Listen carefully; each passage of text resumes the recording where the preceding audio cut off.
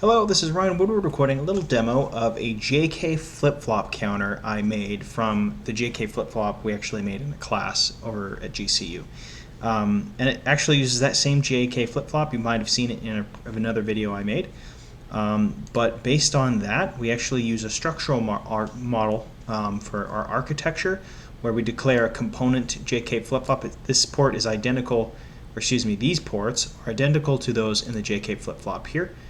And we leverage that to build our counter. And so we use JK flip-flop 1, 2, 3, and 4. We port map those.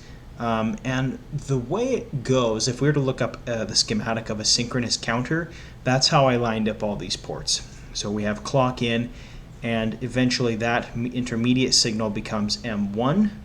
And we see that M1 corresponds here to the clock in for the second circuit, and M2, so on and so forth, going down all the way to JK flip-flop 4.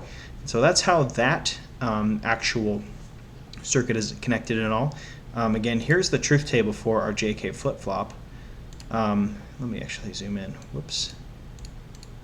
And we can see that the expected output would be, when we're clocking, we're actually looking to toggle but also clock the next inputs for each of these, and that's what we're hoping to do, and actually move it from one input to the next, and that way we're actually counting up in binary.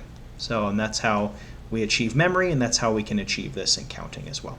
So I'll attach a little demo of this flip-flop counter to this. Thank you. Alright, and here is the JK flip-flop synchronous counter. So we've got J0 to 4. We also have K0 to 4, but I've only linked up the J's together, and we'll notice that these four LEDs on the end will actually start to count up. And I had to flip it upside down because I mixed up the pins and didn't reset them. But we'll watch it as I press it. We'll toggle from 1, then we'll go to 2, then it'll be 3, 4, 5, 6, being 4 and 2. Then it will, whoops, wrong button. Then it'll go to 7, 8, 9, all the way up to 15. All right, and that's it.